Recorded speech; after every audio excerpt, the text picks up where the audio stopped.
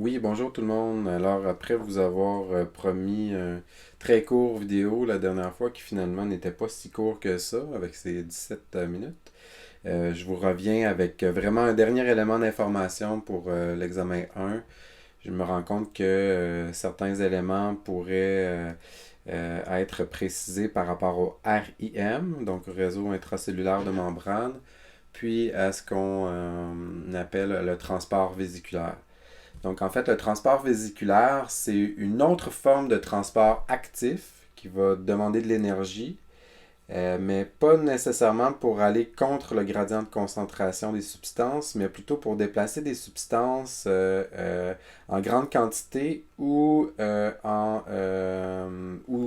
très grosses substances. Donc, on va voir ça, on va prendre une petite page de notes là-dessus, puis ce sera vraiment complet pour l'examen 1.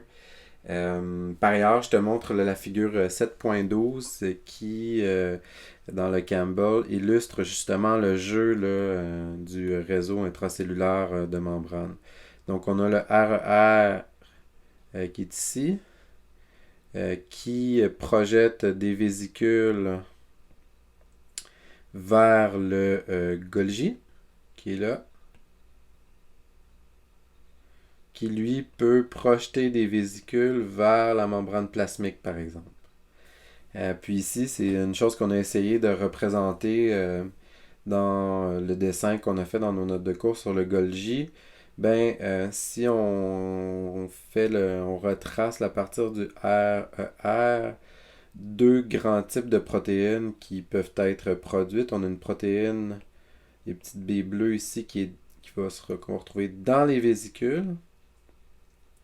Puis on a une protéine qui va se retrouver à être dans la membrane des vésicules. Donc ce qu'on peut voir, c'est que une fois que les vésicules fusionnent avec le Golgi, comme par exemple ici, nos protéines qui étaient présentes dans les vésicules se retrouvent présentes dans le Golgi. Puis les protéines qui étaient présentes dans la membrane se retrouvent à être présentes dans la membrane du Golgi. On a même différentes protéines ou autres objets, comme ici par exemple des glycolipides. Mais peu importe. L'idée, c'est juste que on retrouve nos objets à deux endroits, soit dans la vésicule ou dans la membrane de la vésicule. Puis ce sort-là de l'emplacement où il se retrouve dans les vésicules va se poursuivre jusqu'au bout du chemin. Regardez bien, si on arrive près de la membrane plasmique, on va avoir dans nos vésicules qui sortent du Golgi pour aller fusionner vers la membrane plasmique des substances qui vont se retrouver une fois que la vésicule a fusionné avec la membrane plasmique, qui vont se retrouver à l'extérieur de la cellule. Pour les protéines puis les objets qui étaient dans les membranes des vésicules depuis le début, à quel endroit est-ce qu'elles vont se retrouver? Elles vont se retrouver dans la membrane plasmique, ici puis ici également. Donc, on vient de découvrir comment est-ce que la cellule fait pour fabriquer des protéines membranaires. Elle les fabrique à partir du RER. Elle les enchâsse dans ses vésicules. Ici comme ça, ici comme ça, ici comme ça, et là. Et cette destinée là, d'être enchâssée dans les bicouches de phospholipides se poursuit jusqu'à la toute fin, lorsque les vésicules fusionnent avec la membrane plasmique pour devenir de la nouvelle membrane plasmique en fait. Donc ce phénomène-là, cette dernière étape-là ici, porte sur l'élément qui nous reste à prendre en note, c'est ce qu'on appelle du transport vésiculaire. Où ici, la cellule réussit à faire passer des substances de l'intérieur de la cellule vers l'extérieur. Donc, on parle d'un transport membranaire. On parle d'un transport membranaire où il va y avoir une grande quantité de substances ici qui va être libérée. Donc, ce qu'il faut s'imaginer, c'est que c'est un transport actif parce que il a fallu beaucoup d'énergie là, pour acheminer nos substances du début jusqu'à la fin ici. On peut s'imaginer les vésicules qui marchent sur le cytosquelette pour être acheminé à bon port. Toutes les modifications qui sont faites dans le Golgi vont demander de l'énergie. Même la synthèse des protéines au départ demande de l'énergie. Donc tout ça, c'est une forme de transport actif. Maintenant, si on vient à nos notes de cours, puis à ce qui est intéressant ce qui serait important plutôt de noter, donc si on suit après le- la portion qui porte sur le cytosquelette, ça irait comme suit. Donc le transport.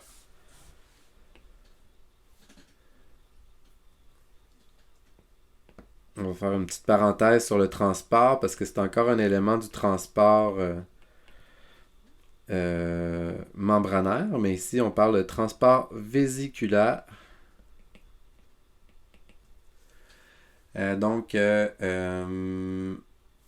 on va dire que le transport, puis là, donc c'est ça, j'ai fait une espèce de parenthèse ici comme ça, on va se faire un titre là, pour qu'on y voit bien quelque chose. Donc, on va dire que on va dire que le cytosquelette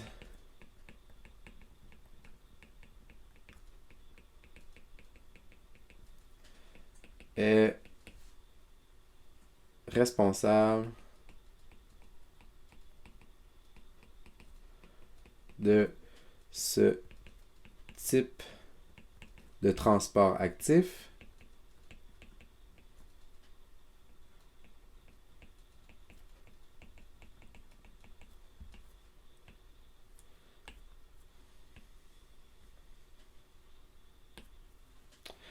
Puis, qui va être utilisé pour donc une grande quantité de substances.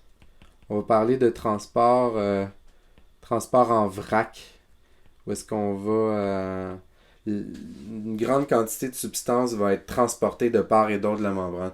On veut dire d'une grande quantité de substances là, d'un seul coup. Pas d'une grande variété de substances, mais d'un seul coup. Ça va être des grandes quantités de substances qui vont être échangées de part et d'autre. Ou encore pour de très grosses molécules. On peut penser à des polymères ici, par exemple.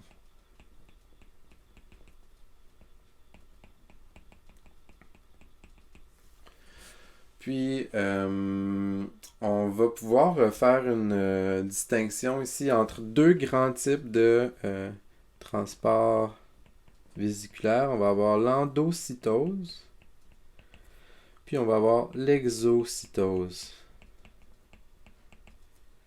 Donc, ces mots-là, on commence à les reconnaître peut-être un petit peu. Là. Endo, ça veut dire dans. Puis exo, ça veut dire dehors ou hors de. Donc la direction du transport, on va se faire une petite séparation ici, comme on est habitué de faire. On va avoir, on va comparer nos deux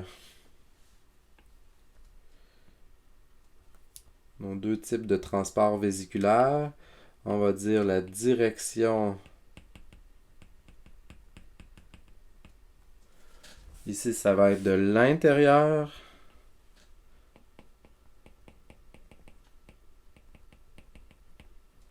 vers l'extérieur de la cellule. Puis là, ça va être de l'extérieur vers l'intérieur de la cellule.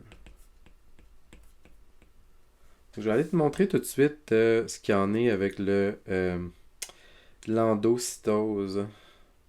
On te présente différents types d'endocytose ici, puis on ne s'attardera pas vraiment à les distinguer, mais on l'avait vu avec le lysosome tout à l'heure. Donc, imaginons là, qu'on est dans le compartiment extracellulaire ici, puis on est dans le cytoplasme là.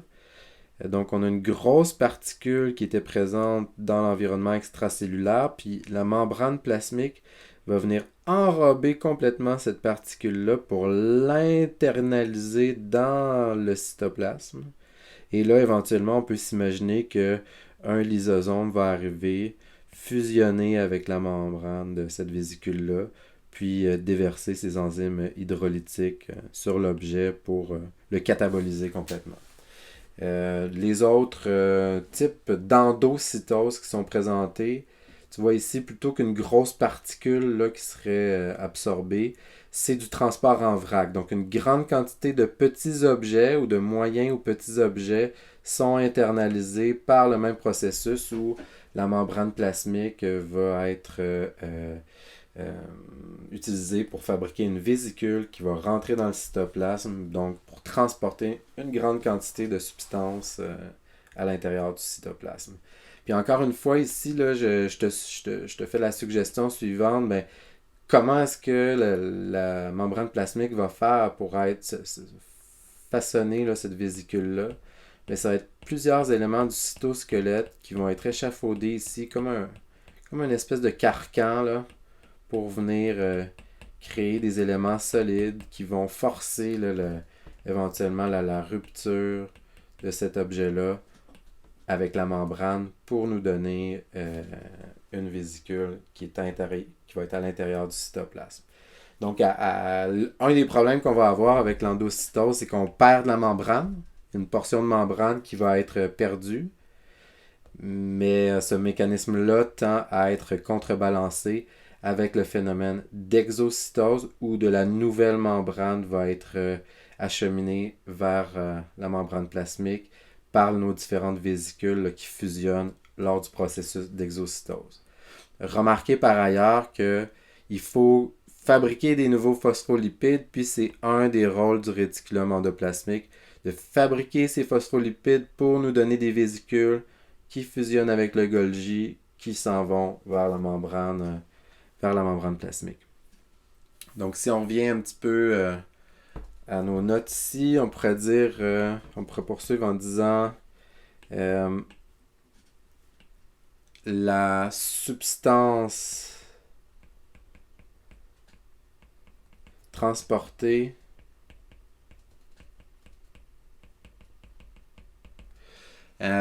provient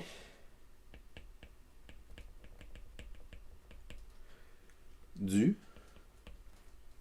Puis ici à gauche, on pourrait dire RIM.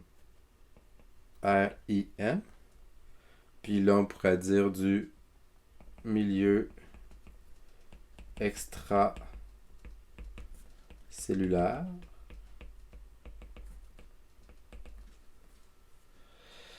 Finalement, on peut dire qu'on pourrait peut-être noter une dernière chose. On pourrait parler de la vésicule. La vésicule. On pourrait dire ici que la vésicule, lors de l'exocytose, fusionne avec la membrane plasmique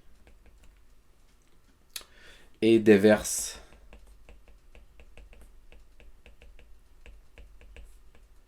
son contenu hors de la cellule.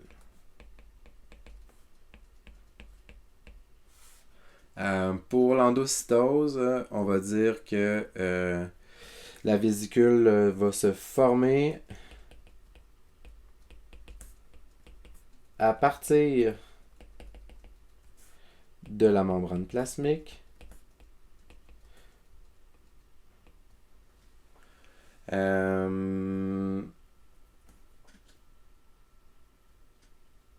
On pourrait rajouter plus cytosquelette pour se rappeler le rôle de plus le cytosquelette. Se forme à partir de la membrane plasmique.